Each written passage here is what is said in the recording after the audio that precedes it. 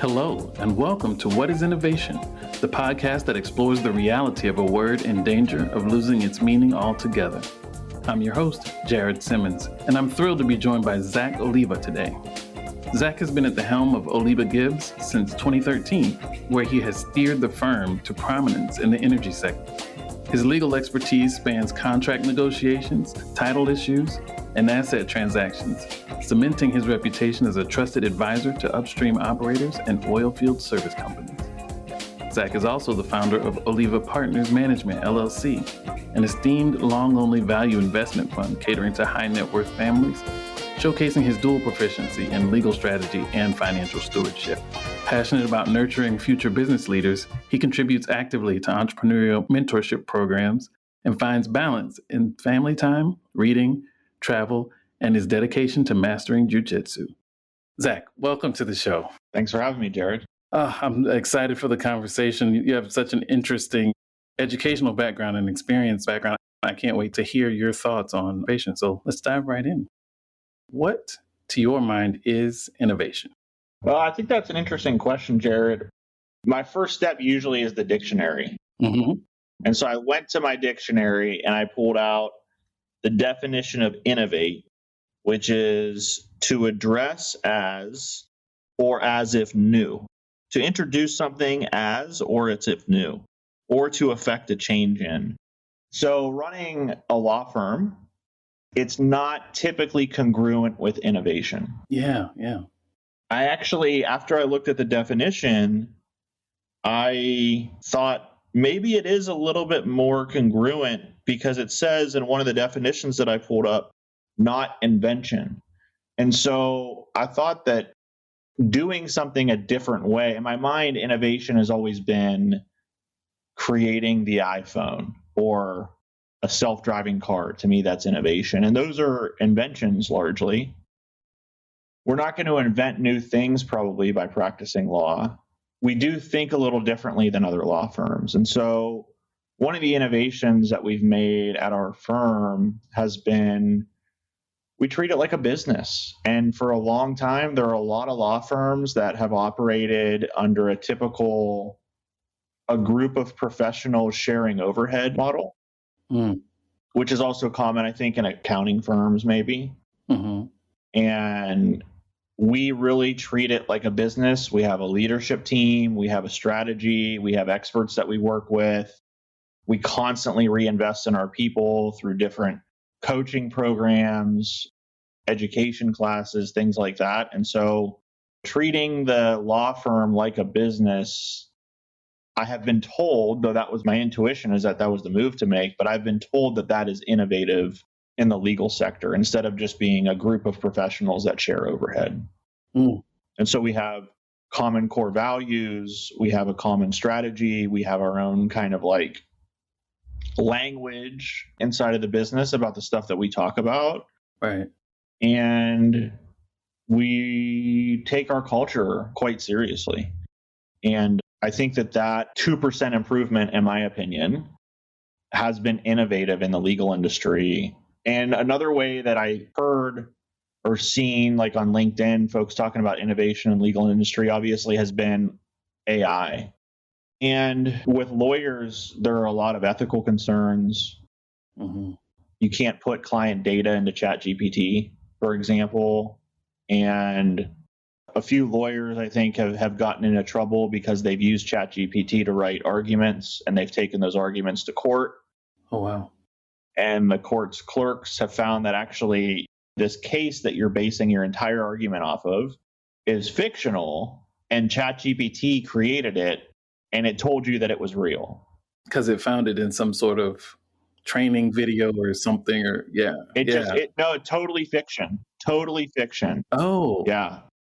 Oh, wow. And there's been instances, I went to an ethics seminar last year, and the lawyers were talking about AI and the practice of law, and they were in like ChatGPT, and they said, tell me about a case that I can rest my argument on. And ChatGPT made up a legal case to set the precedent. And then when they challenged ChatGPT, it like doubled down and tripled down, like, no, this is a real case from the New York Supreme Court or whatever. And it was totally false. But there was no record of it. It was It completely. made up the entire thing. Wow. Our IT manager, Jonathan, who's amazing, has really been spearheading the AI stuff for us. And right now we're just kind of like exploring different things. How can we use it to help our business processes, marketing, HR, some of the legal practice stuff?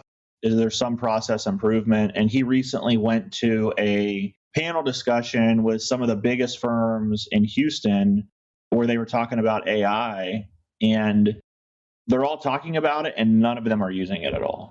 Interesting. So I told him, dude, you're an innovator, because we actually have one instance where we're definitely using AI. Yeah. Right? Yeah.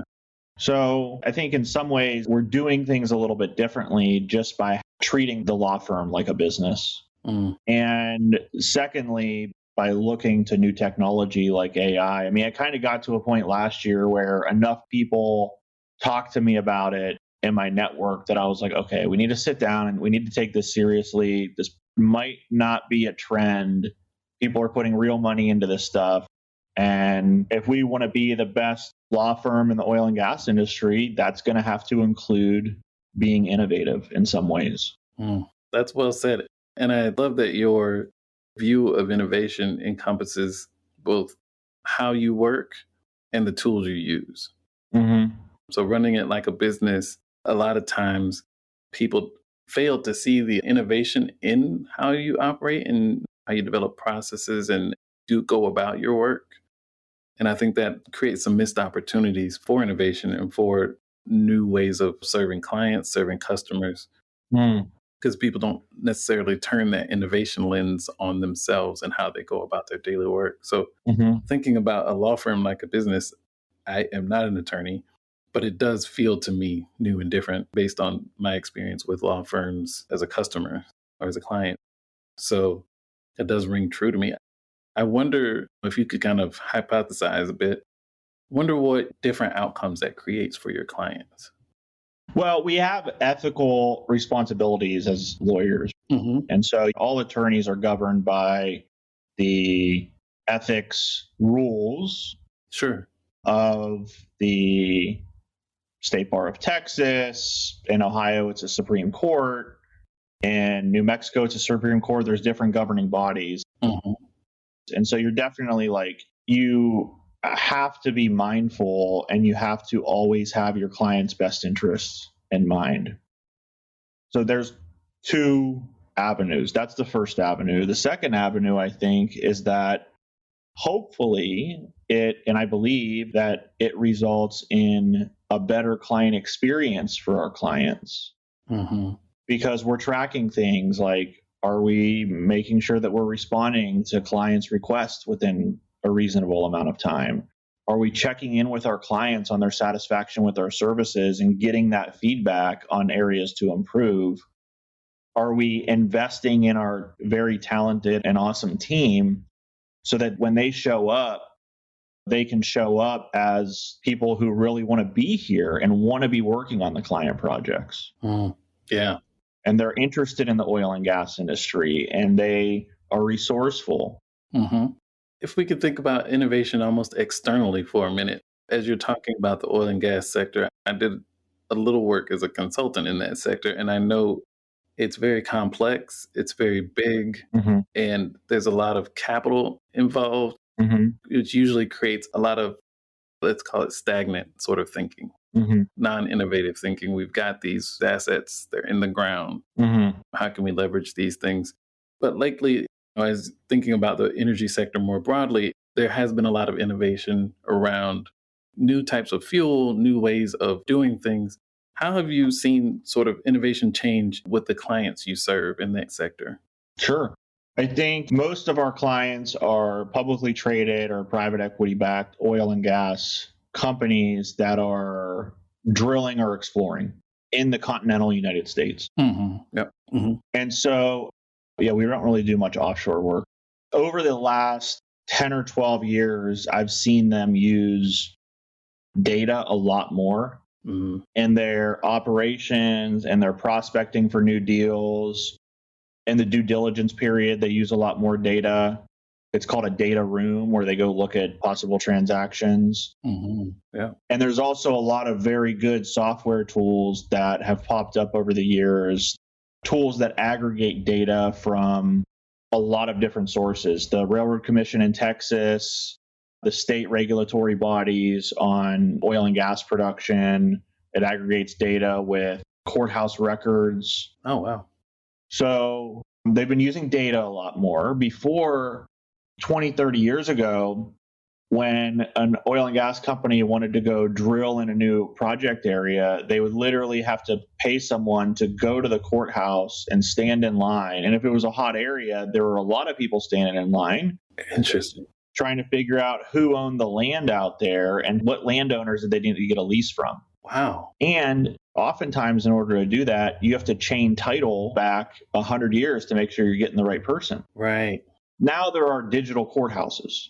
So you don't have to pay a landman to go sleep in a hotel for 3 months while he's trying to figure out a hotel in Roswell, New Mexico. Right. To go figure out who the owner is of these properties, of these parcels of land that need lease. So digital courthouses, I think, have been a big innovation.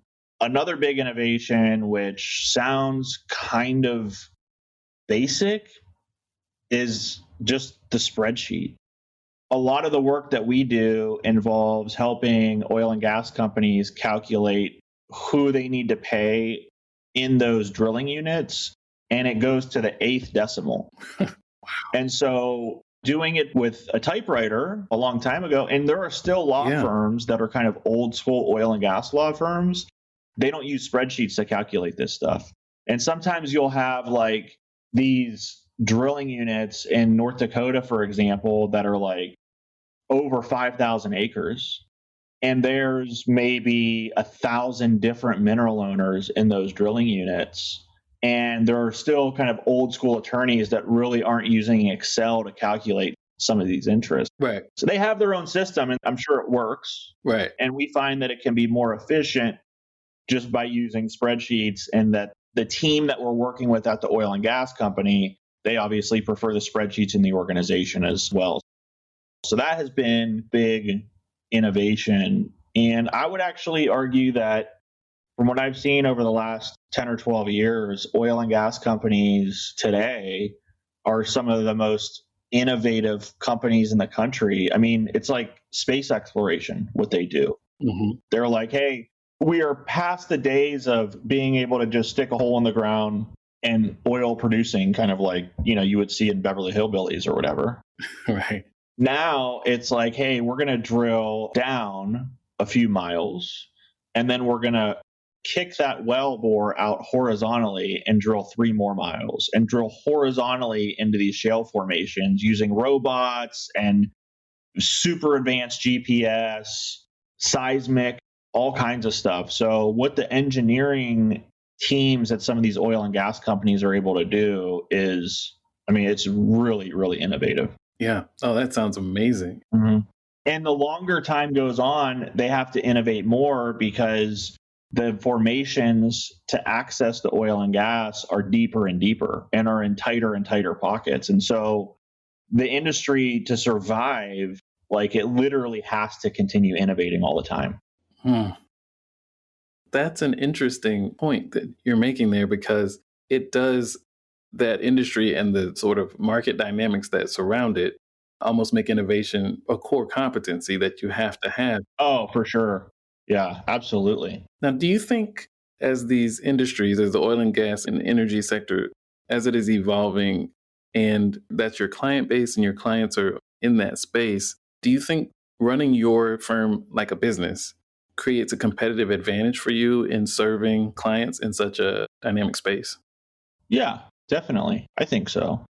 I mean, I hope so. And if you look at some of the best law firms in the world, I mean, they're run like huge corporations now. I hope that as we continue to grow, I hope we don't get bureaucratic. I have this book on my shelf. I haven't read it yet. There's supposed to be a great book by some of the folks at Netflix on how they avoided bureaucracy as they grew. Right. So I hope we don't get bureaucratic and we can have more open conversations.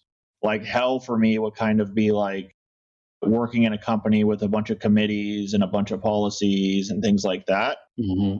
Now, there is a certain level of doing that that's just good business practices behind how we handle certain issues. But yeah, I would not want to work in a bureaucracy. And I think you can get that at every other corporate job or like standard law firm you go to. Yeah, that's well said. We've talked about kind of what innovation looks like in your industry and in the industry you serve. Mm-hmm. What isn't innovation? That's a great question. What is not innovation is the first thing that came to me is any decisions or any actions made out of fear. I think those are not innovation. Because innovation to me feels like a very positive, moving forward thing. And so I think any decision that's made out of fear would not be probably innovation. Now, I've heard like there's a book, I think, Only the Paranoid Survive or something like that. Yeah. And I think that to definitely be a business owner, and you've experienced it, Jared, once in a while, there's going to be that thing that just you're not going to sleep that night because it's keeping you up. Yep. And maybe it's paranoia, maybe it's intuition, maybe it's love for your business and the people on your team. Like, I don't want anything to happen. I got to fix this thing. We got to get on it tomorrow. But generally, I would say that business decisions made out of fear would not be innovation from my point of view. I've never thought about it in those terms. It's hard to think in a way that looks at generating positive outcomes, capturing opportunities, thinking about new and novel things. It's hard to access that part of your brain when you're afraid. Like, the highest state of intelligence is enthusiasm and fun. So if you don't have that enthusiasm and fun as like your decision make, whenever I make a decision, I am at the very worst neutral. Very worst mindset is neutral. If my decision making comes from a place of enthusiasm and fun, that necessarily means that you're open to new possibilities. You're open to different people's thinking. Your mind is more open when you're enthusiastic and fun. And when you're in a fear state, you are shut down. That's a negative emotion. And so you're less likely to bring in data and opinions that don't match that feeling, I think. Yeah. Also, what I'm hearing from what you're saying is risk looks different in a fear state than it does in a fun and enthusiastic state. Yeah. So difference looks like opportunity in a fun and enthusiastic state. Yeah. And difference looks like a threat in a fear state. Yeah. A few months ago, I did this exercise where I kind of wrote down all of the milestones in our business, and I wrote down like what happened around that milestone. And on every single one of them, it was taking a risk. Every single one of them, it was taking a risk. Now, I've taken risks that have been stupid and that have not panned out. I've made many, many mistakes, and you have to. Right. Yeah. That's how you learn. Mistakes are how you learn, I think. Yeah. And I think if that risk is coming from a fun and enthusiastic place, again, you're going to be more open, I think, intuitively to like the dangers. Yes, this is a risk, and risk also doesn't need to mean danger. In my opinion, risk means uncertainty. That's a fascinating. And that's where the growth comes from, because if you only took risks about known things, then there's no growth there. You're not in that growth zone. Right. I had never really thought about the fact that there is risk in known things. And that's probably my engineering background. To me, risk equals unknown. But if you know it, it's not risky. But that's ridiculous because I know a lot of things. Yeah. And there's still risk involved in going after those things or deploying them. Yeah, you could go 150 miles on the highway and you know how to drive the car, you know how to go 150 miles an hour, and that is also risky. Yeah. And dangerous. Yeah. There's a certain amount of like common sense and avoiding stupidity in there. Yeah. So the analog, I guess, is I don't know how to fly a plane. And that Mm-hmm. to me instantly would feel risky if someone said you have to fly a plane. Mm-hmm. But I wouldn't necessarily immediately associate risk with driving a car. If someone said you need to drive this car, Mm-hmm. I wouldn't immediately attach risk to that. Now, if they said you need to go 200 miles an hour around this oval, for 4 hours, then I would attach risk to it and danger to that. Mm-hmm. But I think maybe this is something I'll spend some time thinking about, but I think maybe I have been conflating risk and danger as I think about innovation and as I think about project management and those sorts of things. And that's really cool to kind of unpack that and think about, well, what is the uncertainty sort of version of risk that is unburdened by danger? Or what does that look like? Yeah, I mean, if you only did things that you were certain about, you would never grow. Yeah. Like we talked before this call about, I started playing the piano. In order for me to play the piano, I had to first not know how to do it. I didn't know. I had a guess that like it's not going to kill me. Probably seems like it's going to be fun. And I think it might work out. And so far it has. But in order for me to add that new skill or hobby or whatever, I had to take a jump and say, I'm going to do this thing that I've never done before. And what I've learned is that sometimes ego comes into it a little bit, where people say, well, it's going to cost X number of dollars, or it's going to impact X number of people, or it's going to take X number of years. And I think that's like, if you make a business decision, like, okay, what if this was me deciding to play the piano? Because it's still just that decision, right? Right. All the other factors, money, people, time, whatever, those are like fiction. It's just, do I want to learn how to play the piano or not learn how to play the piano? That's so great. The other thing that came to mind from that example is the role of reputation in risk taking.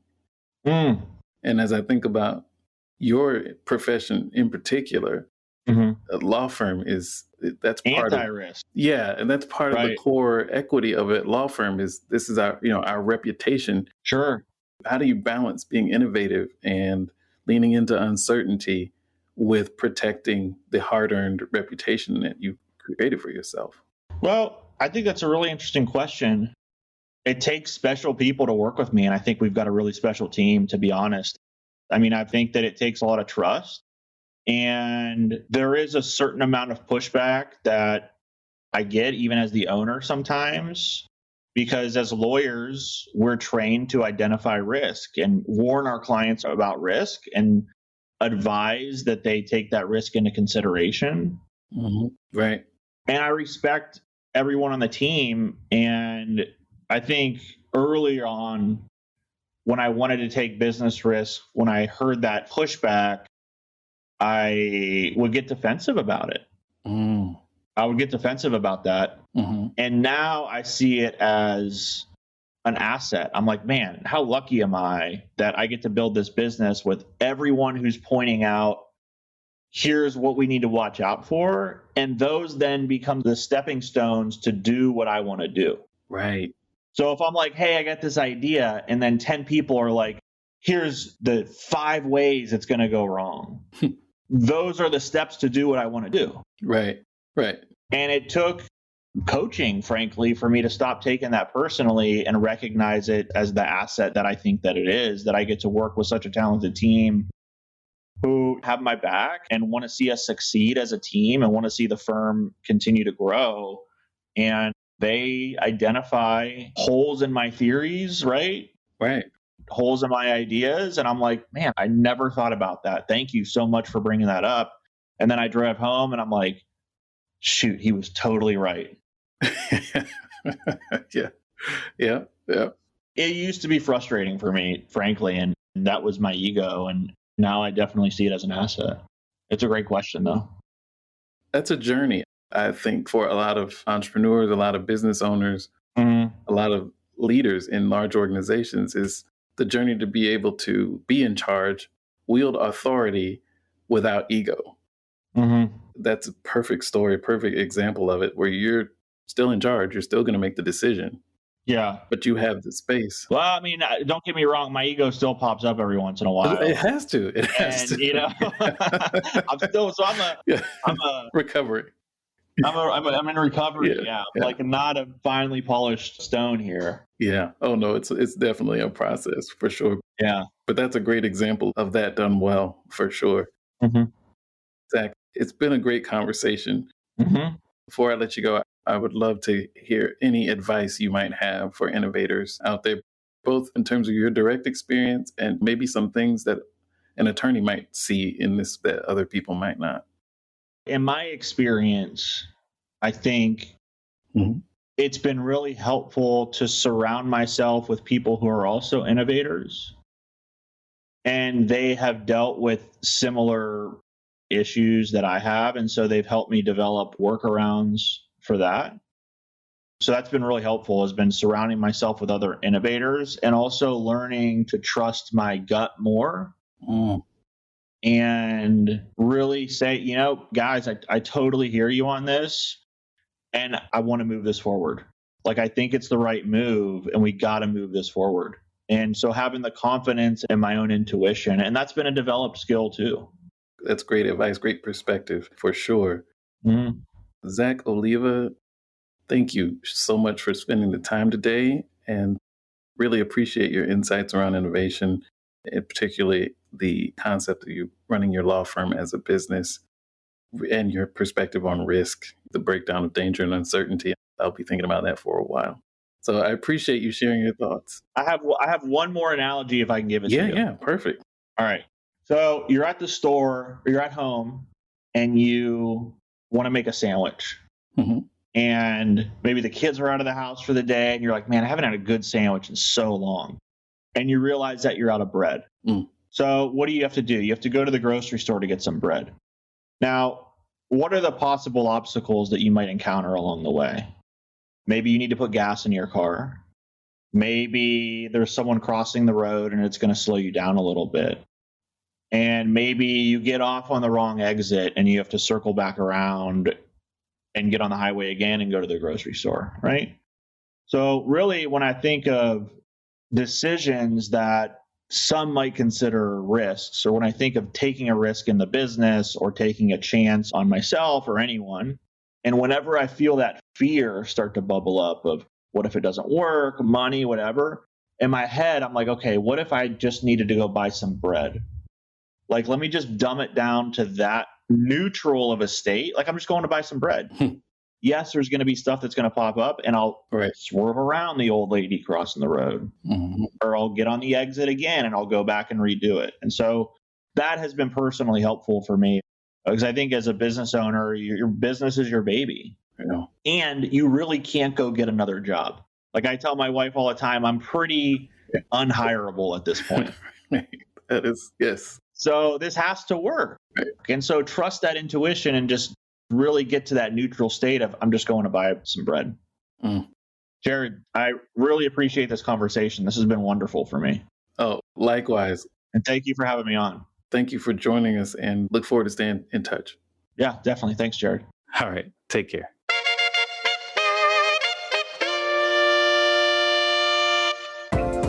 Thanks so much for listening.